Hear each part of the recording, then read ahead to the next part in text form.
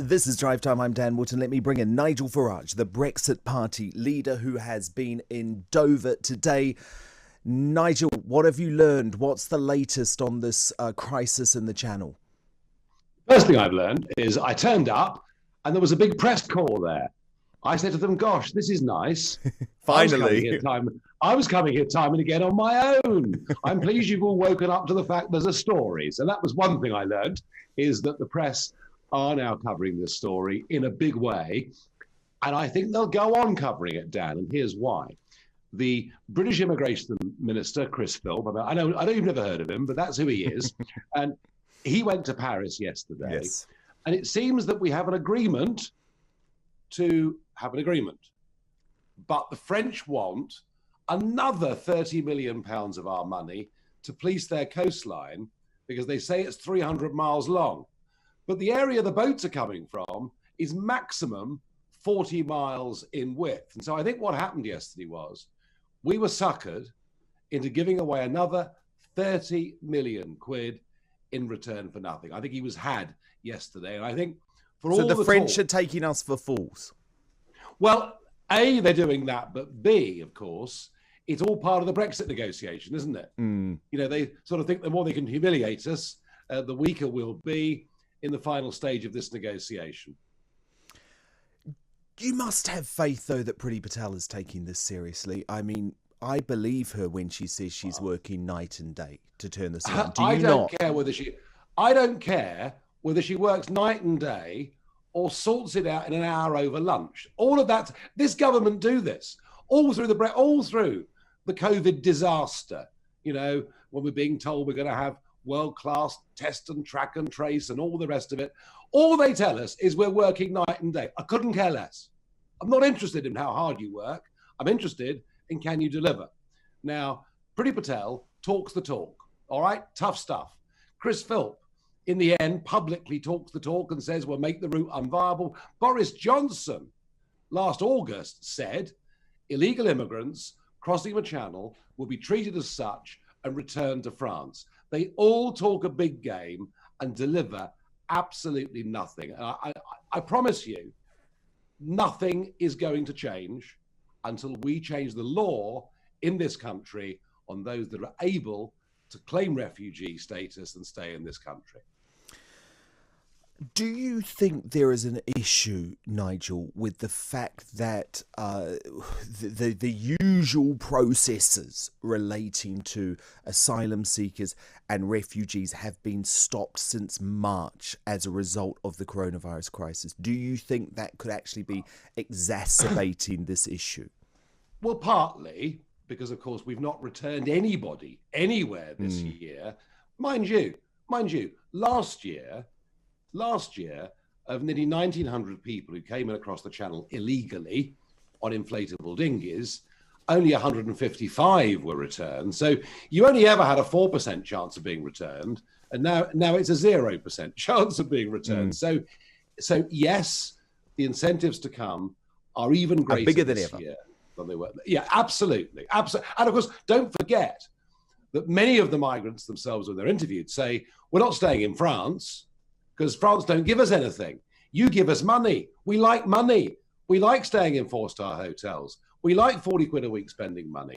We like our food being provided for us. We like healthcare. We like dental care. I mean, frankly, you know, we are extraordinarily generous as a government to people who enter the country illegally. And, you know, part of the problem here is that so many people are so angry about this that we're probably losing our will to help genuine refugees, if you see what I mean.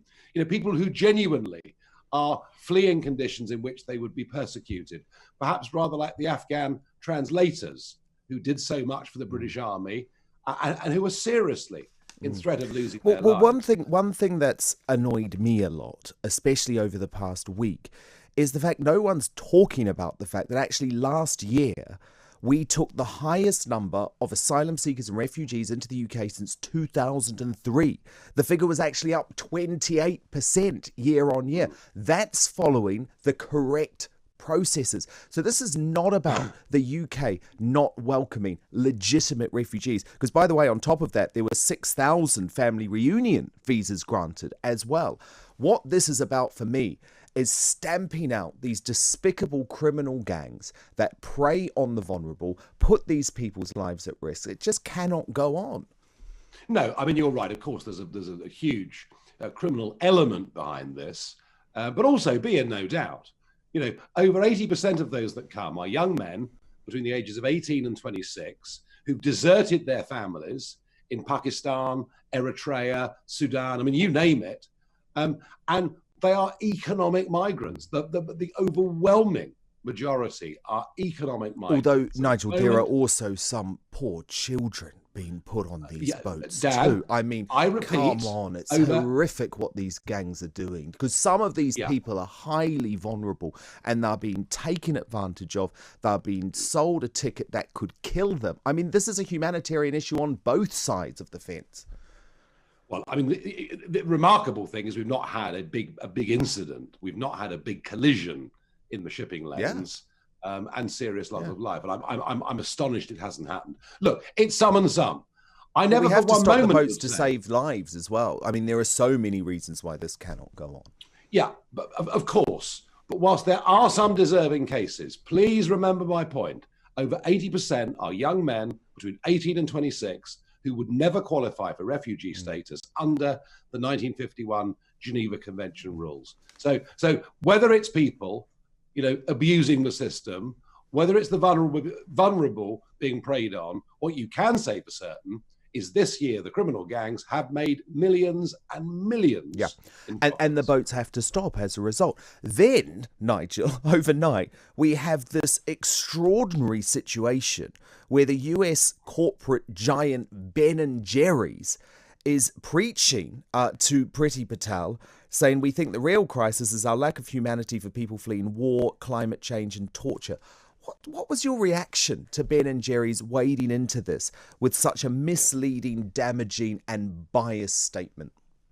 A lot of the corporate world seems to have been completely taken over in its PR departments by a group of people who are woke beyond belief and who almost compete. They almost compete with each other, company to company, for who can be the most damn ridiculous. But go woke, go broke. That's the thing. Do they not know what they're doing to their businesses? And of course, Ben & Jerry's is part of the global giant Unilever. Yeah. And all these big companies. And by the way, treat their immigrant workers terribly in the US. Maybe the morality here is that these big firms start paying proper taxes before lecturing on us on what we should and should not do. Well, good point. You'll be fascinated by the poll we're running today, Nigel, which is, will you boycott Ben & Jerry's after their attack on Priti Patel?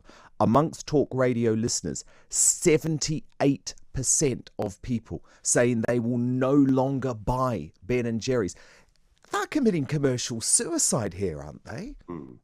Yeah, and it's amazing also, isn't it? I mean, the number of companies that have said we support the Black Lives Matters movement without actually having read the small print, that the Black Lives Matters movement wants to end the capitalist system and replace it with state socialism. So once again, we have examples of companies acting in a woke manner, clearly not even understanding the causes they purport to support. Well, of course. And by the way, it's not correct to say Ben & Jerry's is some holier-than-thou company, because they were exposed a couple of years ago for their terrible, appalling track record of exploiting immigrant workers in the US, and they had a huge issue with that. So I really think Ben & Jerry's should take a look closer to home before they try and start wading into British politics on something they know nothing about. No, I agree. And I think the whole corporate world needs to rethink the madness that it's gone through over the course of the last few months. They're going to lose business and they're going to lose credibility. But hey, it's been a very funny year, isn't it? Very odd year with lockdown and many other things. We the whole Black Lives Matters movement, and we all want to see equality. We all want to see fairness. And somehow the sporting world, the entertainment world, the corporate world, supporting an organisation that wants to defund the police and end capitalism. It's been a very odd year. Are you fundamentally worried that freedom of speech in this country is being stamped out? I mean, we see what the Scottish government, what the SNP are trying to do with their hate crime bill, which actually could potentially say that someone like you was stirring up hate and actually charge you criminally. Yes, look, I think the assault on free speech actually has been going on for some time. I mean, the idea that we can't cause offence by what we say, well, actually, provided that what you say is not insightful, you should be able to offend people, and people should be able to offend you. I mean, that's part of our liberty, part of our freedom, the ability to agree to disagree. But there are certain causes that have been taken up by the left and now championed by the establishment, the media and the corporates, where even if you ask questions, you're deemed to be guilty of an ism of some kind, and therefore you'll be banished from the workplace or whatever it is. Yeah, look, it is very disturbing, very, very worrying. But I kind of think if you look back through the history of mankind, you see that on many social issues, pendulums swing back and forth. In the 1650s, after we'd cut off the head of the king, the Puritans went completely mad and made it a criminal offence to decorate your house for Christmas. Within 20 years, we had drunken licentiousness and Hogarth's gin lane. So I think that social pendulums go back and forth. And I think there will be, over the next few years, a strong voice and demand to say that it's our free right as human beings to hold different opinions and points of view. And that's where a medium such as talkRADIO has such an important role to play in putting forward the idea that we can have democratic debate, we can disagree with each other, but be civil about it. Absolutely. And I mean, Nigel, just finally, I have to say, the pendulum has swung in a couple of ways. Firstly, while I was very sad what happened, I was delighted that it means I'm no longer going head to head with you, because that's great, because all of your listeners are coming over. So thank you for that. And actually, you're now getting far more listeners and viewers on your own media than you ever were at that other station. Yeah, it's been interesting. I mean, I've been going out and doing old-fashioned investigative reporting, going out into the channel, traveling around the country, doing things, making little films. And there's certainly a big appetite for it. So, I'm a great believer. The past is the past. Whatever happened at LBC happened. I'm moving forwards, enjoying what I'm doing. Oh, and I got to tell you, loving the weather. Yes.